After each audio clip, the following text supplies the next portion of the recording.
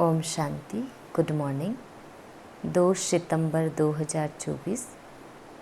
मुरली का सार है, मीठे बच्चे, जैसे तुम्हें निश्चय है कि ईश्वर सर्वव्यापी नहीं, वह हमारा बाप है, ऐसे दूसरों को समझाकर निश्चय कराओ, फिर उनसे ओपिनियन लो, अर्थात राय लो। जैसे तुम्हें निश्चय है कि ईश्वर सर्वव्यापी नहीं, वह हमारा बाप है, ऐसे दूसरों को समझाकर निश्चय कराओ, फिर उनसे ओपिनियन लो। प्रश्न है, बाप अपने बच्चों से कौन सी बात पूछते हैं जो दूसरा कोई नहीं पूछ सकता है? बाप अपने बच्चों से कौन सी बात पूछते हैं जो दूसरा कोई नहीं पूछ सकता है? उत्तर है, बाबा जब बच्चों से मिलते हैं तो पूछते हैं, बच्चे पहले तुम कब मिले हो? जो बच्चे समझे हुए हैं वह झट कहते हैं, हाँ बाबा, हम 5000 वर्ष पहले आपसे मिले थे। जो नहीं समझते हैं वह मूंझ जाते हैं। ऐसा प्रश्न पूछने का अक्ल दूसरे किसी को आएगा भी नहीं। बाप ही तुम्हें सारे कल्प का राज समझाते हैं। ओम शांति। रूहानी बच्चों प्रति रूहानी बेहद का बाप समझाते हैं। यहाँ तुम बाप के सामने बैठे हो। घर से निकलते ही इस विचार से हो कि हम जाते हैं शिव बाबा के पास, जो ब्रह्मा के रथ में आकर हमको स्वर्ग का वर्षा दे रहे हैं। हम स्वर्ग में थे, फिर 84 का चक्र लगाकर अभी नर्क में आकर पड़े हैं। और कोई भी सत्संग में किसकी बुद्धि में यह बातें नहीं होगी। तुम जानते हो, हम शिव बाबा के पास जाते हैं, जो इस रथ में आकर पढ़ाते भी हैं। वो हम आत्माओं को साथ ले जाने आए हैं।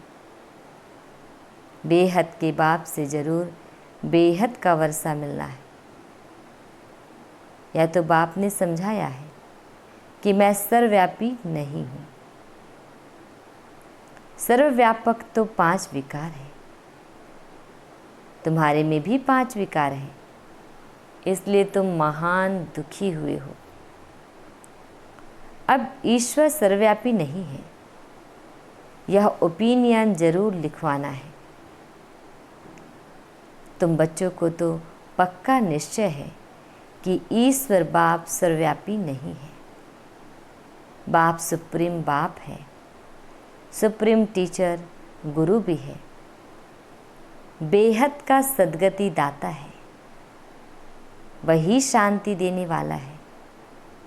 और कोई जगह ऐसे ख्याल कोई नहीं करता है कि क्या मिलना है। सिर्फ कन रस रामायण गीता आदि जाकर सुनते हैं। बुद्धि में अर्थ कुछ नहीं। आगे हम परमात्मा सर्वव्यापी कहते थे, अब बाप समझाते हैं यह तो झूठ है। बड़ी ग्लानि की बात है। तो यह ओपिनियन भी बहुत ज़रूरी है। आजकल जिनसे तुम ओपनिंग आदि कराते हो, वह लिखते हैं ब्रह्मा कुमारियाँ अच्छा काम करती हैं, बहुत अच्छी समझानी देती है, ईश्वर को प्राप्त करने का रास्ता बताती है। इससे लोगों के दिल पर सिर्फ अच्छा असर पड़ता है। बाकी यह ओपिनियन कोई भी नहीं लिख कर देते कि दुनिया भर में जो मनुष्य कहते हैं ईश्वर सर्वव्यापी है, यह बड़ी भूल है।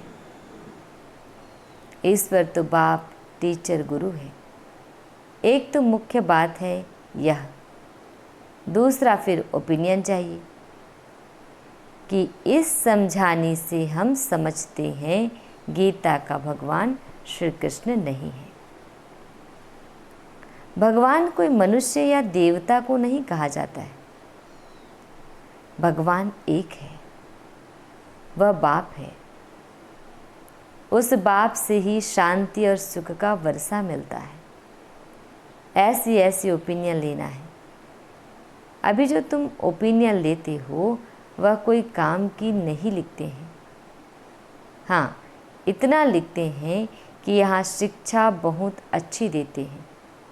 बाकी मुख्य बात जिसमें ही तुम्हारी विजयी होनी है वह लिखाओ कि यह ब्रह्मा कुमारियाँ सत्य कहती है कि ईश्वर सर्वव्यापी नहीं है। वह तो बाप है, वही गीता का भगवान है। बाप आकर भक्ति मार्ग से छुड़ाए ज्ञान देते हैं। यह भी ओपिनियन जरूरी है कि पतित पावनी की गंगा नहीं परंतु एक बाप है। ऐसी ऐसी ओपिनियन जब लिखे तभी ही तुम्हारी विजय हो। अभी टाइम पड़ा है। अभी तुम्हारी जो सर्विस चलती है इतना खर्चा होता है, या तो तुम बच्चे ही एक दो को मदद करते हो, बाहर वालों को तो कुछ पता ही नहीं। तुम ही अपने तन मन धन से खर्चा कर अपने लिए राजधानी स्थापन करते हो। जो करेगा वह पाएगा, जो नहीं करते वह पाएंगे भी नहीं। कल्प कल्प तुम ही करते हो, तुम ही निश्चय बुद्धि होते हो। तुम समझते हो कि बाप भी है, टीचर भी है, गीता का ज्ञान भी यथार्थ रीति सुनाते हैं। भक्ति मार्ग में बल गीता सुनते आए परंतु राज्य थोड़े ही प्राप्त किया है। ईश्वरीय मत से बदलकर आसुरी मत हो गई। कैरेक्टर बिगड़ते पतित बन पड़े। कुंभ के मेले पर कितने मनुष्य करोड़ों के अंदाज में जाते हैं। जहाँ जहाँ पानी देखते वहाँ जाते हैं। समझते हैं पानी से ही पावन होंगे। अब पानी तो जहाँ तहाँ नदियों से आता रहता है। इनसे कोई पावन बन सकता है क्या? क्या पानी में स्नान करने से हम पतित से पावन बन देवता बन जाएंगे? अभी तुम समझते हो कोई भी पावन बन ना सके। यह है भूल। तो इन तीन बातों पर ओपिनियन लेना चाहिए। अभी सिर्फ कहते हैं संध्या अच्छी है। तो बहुतों के अंदर जो भ्रांतियाँ भरी हुई है कि ब्रह्मा कुमारियों में जादू है, भगाती है, वह ख्यालात दूर हो जाते हैं। क्योंकि आवाज़ तो बहुत फैला हुआ है ना। विलायत तक यह आवाज़ गया था कि इनको 16,108 रानियाँ चाहिए। उनसे 400 मिल गई हैं, क्योंकि उस समय सत्संग में 400 आते थे। बहुतों ने विरोध किया, पिकेटिंग आदि भी करते थे, परंतु बाप के आगे तो कोई की चल ना सके। सब कहते थे यह जादूगर फिर कहाँ से आया। फिर वंडर देखो, बाबा तो कराची में था। आप में ही सारा झुंड आपस में मिलकर भाग आया। कोई को पता नहीं पड़ा कि हमारे घर से कैसे भागे।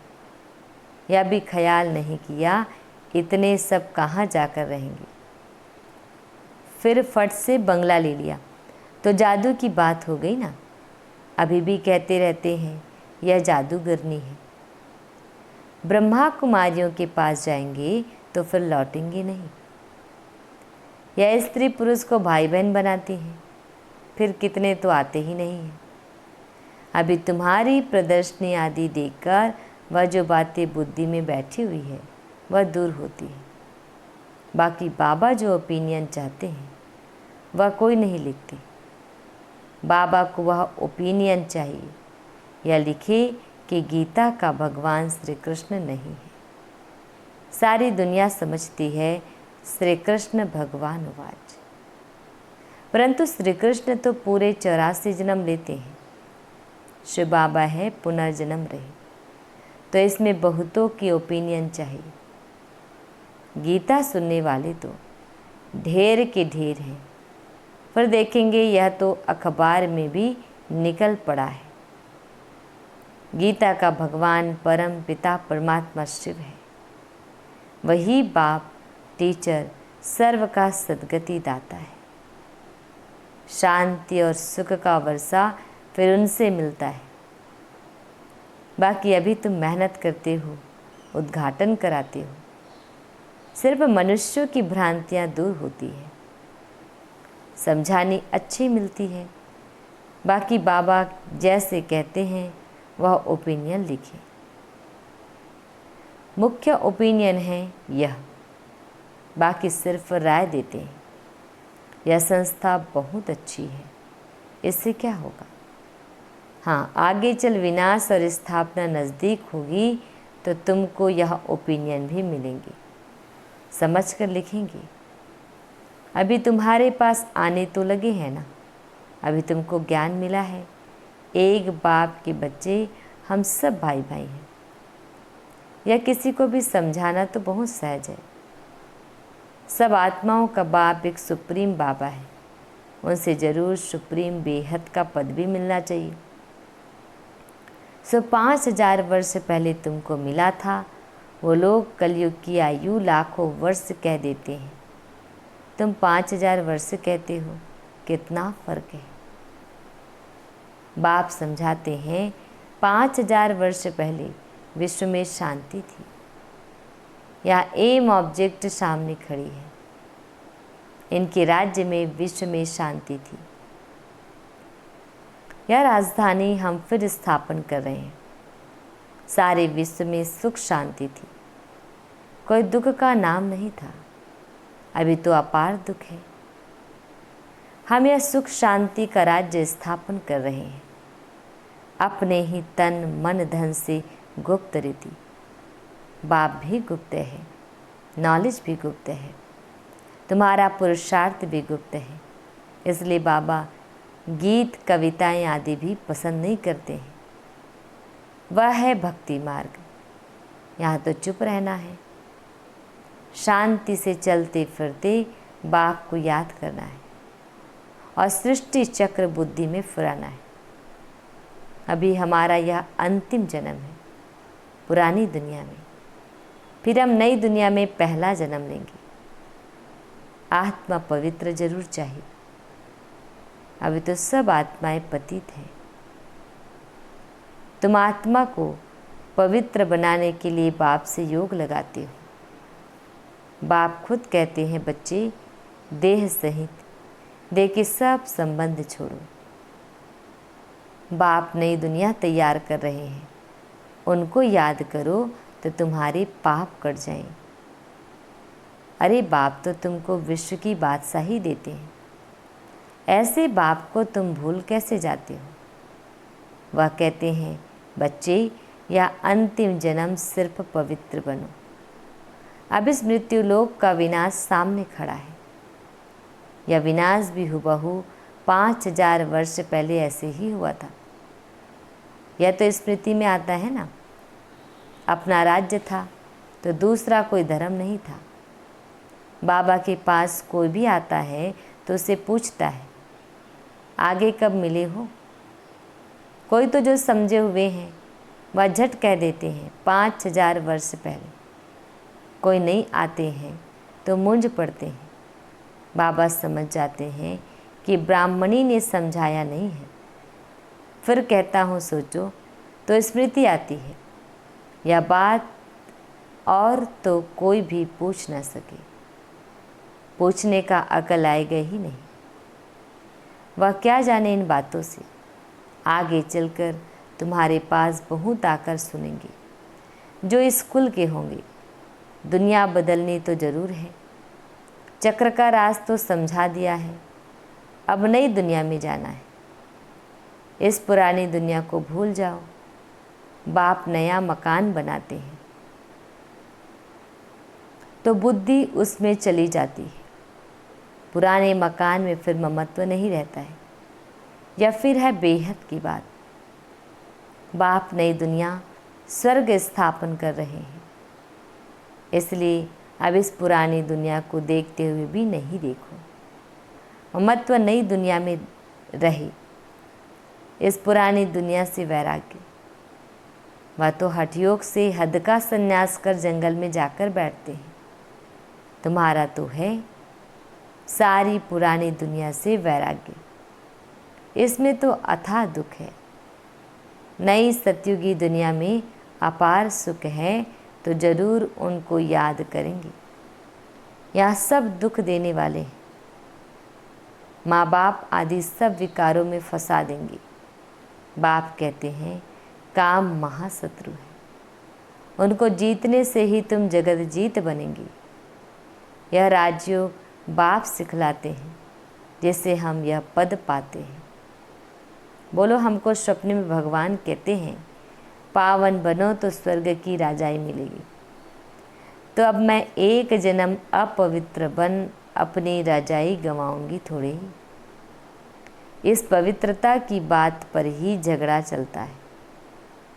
द्रौपदी ने भी पुकारा है, यह दुशासन हमको नंगन करते हैं।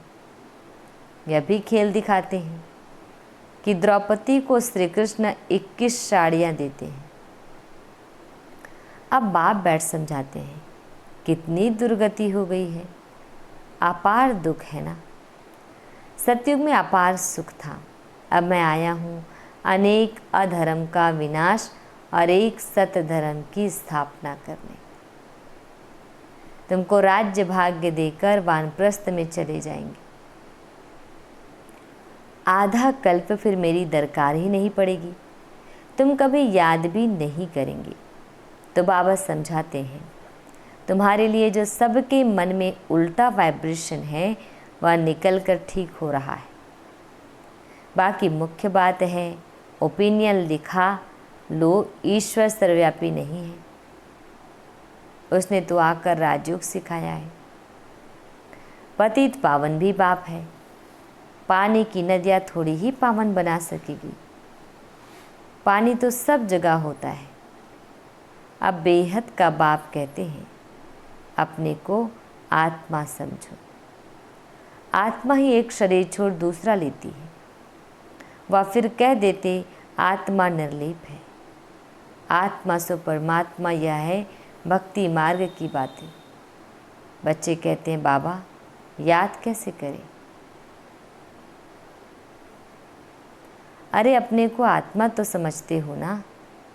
आत्मा कितनी छोटी बिंदी है, तो उनका बाप भी इतना छोटा होगा। वह पुनर्जन्म में नहीं आता है। यह निश्चय में ज्ञान है, यह बुद्धि में ज्ञान है। बाप याद क्यों नहीं आएगा। चलते फिरते बाप को याद करो। अच्छा, बड़ा रूप ही समझो बाप का, परंतु याद तो एक को करो ना, तो तुम्हारे पाप कट जाए। और तो कोई उपाय है नहीं। जो समझते हैं वह कहते हैं बाबा आपकी याद से हम पावन बन पावन दुनिया विश्व के मालिक बनते हैं। तो हम क्यों नहीं याद करेंगे। एक दो को भी याद दिलाना है तो पाप कट जाए। अच्छा, मीठे प्यारे बाबा हम बच्चों को विश कर रहे हैं। मीठे मीठे सिकिल दे बच्चों प्रति माता पिता बाप दादा का याद प्यार और गुड मॉर्निंग। रूहानी बाप की रूहानी बच्चों को नमस्ते। हम रूहानी बच्चों की रूहानी माता पिता बाप दादा जी को याद प्यार गुड मॉर्निंग और नमस्ते नमस्ते नमस्ते। शुक्रिया मीठे प्यारे बाबा, आपका लाख लाख शुक्रिया। आज हम बच्चों को धारण करना है। फर्स्ट पॉइंट है, जैसे बाप और नॉलेज गुप्त है, ऐसे पुरुषार्थ भी गुप्त करना है। गीत कविताओं आदि के बजाय चुप रहना अच्छा है। शांति में चलते फिरते बाप को याद करना है। सेकंड पॉइंट, पुरानी दुनिया बदल रही है, इसलिए इससे ममत्व निकाल देना है। इसे देखते हुए भी नहीं देखना है। बुद्धि नई दुनिया में लगानी है। वरदान। ब्राह्मण जन्म की विशेषता को नेचुरल नेचर बनाने वाले सहज पुरुषार्थी भाव। ब्राह्मण जन्म की विशेषता को नेचुरल नेचर बनाने वाले सहज पुरुषार्थी भाव। डिटेल है। ब्राह्मण जन्म भी विशेष, ब्राह्मण धर्म और कर्म भी विशेष, अर्थात सर्वश्रेष्ठ है, क्योंकि ब्राह्मण कर्म में फॉलो साकार ब्रह्मा बाप को करते हैं। तो ब्राह्मणों की नेचर ही विशेष नेचर है। साधारण व मायावी नेचर ब्राह्मणों की नेचर नहीं। सिर्फ यही स्मृति स्वरूप में रही कि मैं विशेष आत्मा हूँ। यह नेचर जब नेचुरल हो जाएगी तब बाप समान बनना सहज अनुभव करेंगे। स्मृति स्वरूप सोच समर्थी स्वरूप बन जाएंगे। यही सहज पुरुषार्थ है। स्लोगन। पवित्रता और शांति की लाइट चारों ओर फैलाने वाले ही लाइट हाउस है। पवित्रता और शांति की लाइट चारों ओर फैलाने वाले ही लाइट हाउस है। ओम